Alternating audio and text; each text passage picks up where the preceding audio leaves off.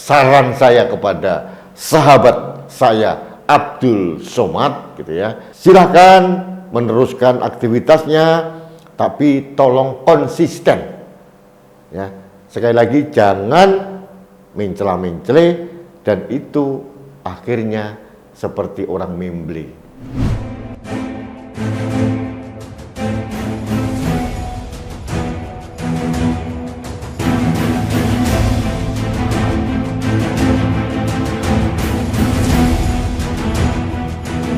Duit tak ada, dipakai dana haji.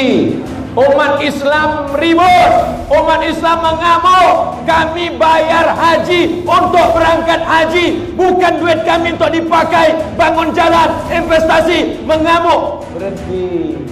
Memang begitu tesnya. Kalau umat Islam mengamuk, berhenti. Tapi kalau umat Islam diam, lanjut. Diamlah kalian, habis masjid ini. Betul?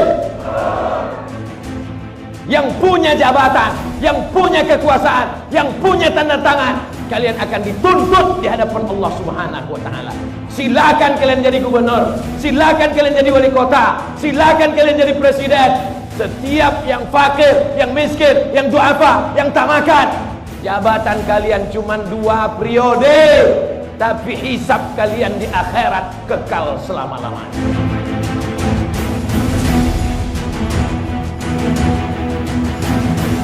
Halo sahabat Indonesia, kita bertemu lagi dalam Opini Rudi.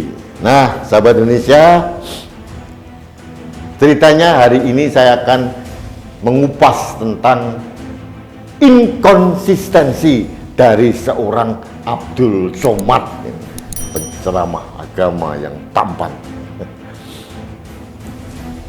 Sahabat Indonesia, sebetulnya sudah beberapa kali saya mengupas inkonsistensi dari Somad. Yang pertama tentang ulang tahun ya. Pernah suatu saat dalam ceramahnya, haram hukumnya siapapun merayakan ulang tahun katanya. Wow, akhirnya tidak ada yang merayakan ulang tahun, jemaahnya sama. Tapi beberapa hari yang lalu dia ulang tahun dirayakan oleh kerabatnya, oleh istrinya yang baru. Alah, Somad, heran saya.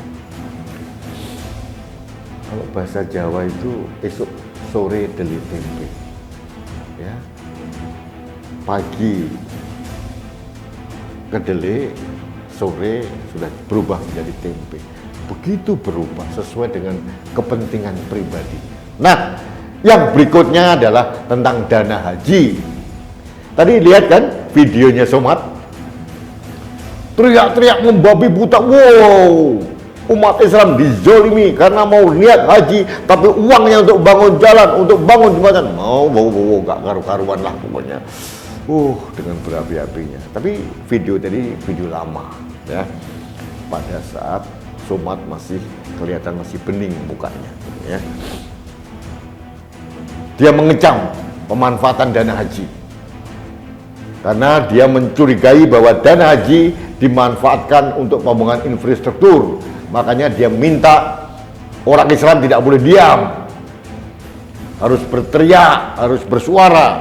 Katanya kalau kita diam, masjid ini pun bisa hilang. Aduh, lebay ala Somad. Nah, beberapa hari yang lalu saat berkunjung di Sumatera Utara, Somad berubah lagi. Pada saat ditanya wartawan tentang dana haji, dia bilang, saya nggak tahu apa-apa tentang dana haji, saya tidak mau berkomentar. Jujur saya suka sebetulnya bahwa seorang pendakwah agama memang harus tegak lurus memberikan ceramah agama gitu ya. Jadi suatu kemajuan bagi Somad, bagi saya progres, dan saya acungin jempol kamu Somad ya. Cuma kita ini hidup di era digital, ada rekam jejak digital yang tidak mudah dihapus, termasuk video yang tadi teriak-teriak mengecam pemanfaatan dan pengelolaan dana haji. Makanya hati-hati, mulutmu adalah harimau, hati-hati membangun narasi.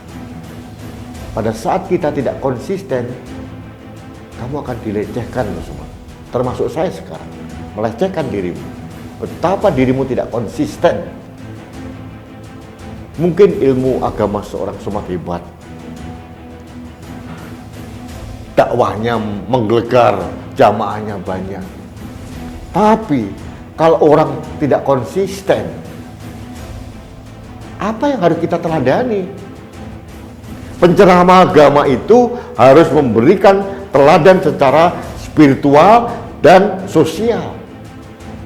Tidak bisa hanya gegap gempita di atas mimbar, tapi di bawah mimbar atau di masyarakat dia berbuat sebaliknya.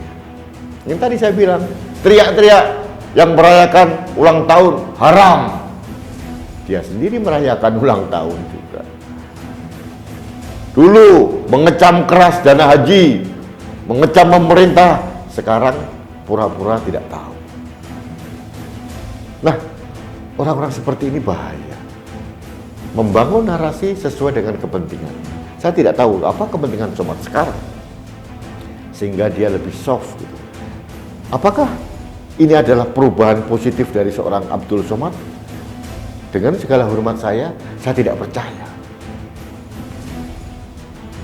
Somad sedang mempunyai kepentingan.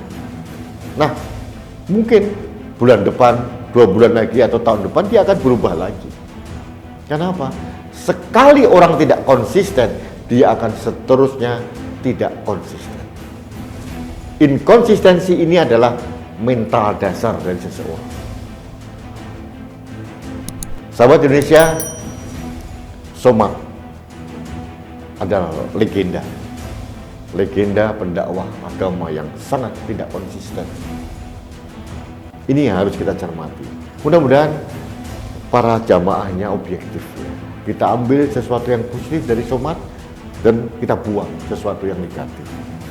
Saya tidak mengajak Anda untuk meninggalkan Abdul Somad ya, tapi inilah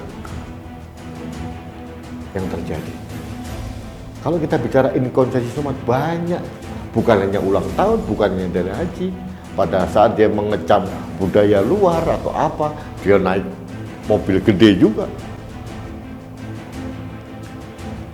Karena pendukungnya somad sebagian besar sudah pakai kacamata kuda, buta hati dan buta nurani, apapun yang dilakukan somad dibenarkan. Ini juga tidak sehat. Akhirnya kita kehilangan objektivitas sebagai manusia. Baik sahabat Indonesia, ini menjadi trigger kita untuk menghabisi orang-orang yang tidak konsisten. Ya. Karena apa? Pada saat dia melarang jamaahnya untuk merayakan ulang tahun, pada saat dia mengecam dana haji yang katanya dipakai membangun jalan, itu dampaknya luar biasa. Ada collateral damage, kerusakan ikutan yang disebabkan karena ujaran seorang somad. Nah, kalau berapa bulan, berapa tahun kemudian dia berubah karena dia punya kepentingan, hati-hati. Siapa tahu dia punya agenda tersembunyi. Somad ini harus kita waspadai.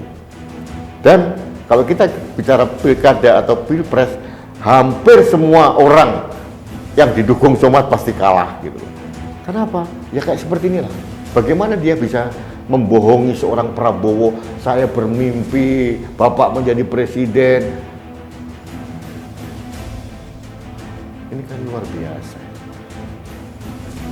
Mungkin somad lupa, tapi ingatan kita, ingatan masyarakat yang sudah masuk di era digital ini tidak akan berubah, akan terekam terus sepanjang masa.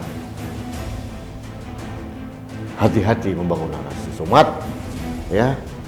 Teruskan berceramah agama secara baik, tapi mulai sekarang saya sarankan saja harus hati-hati membangun narasi, harus konsisten, jangan mencela-menceli.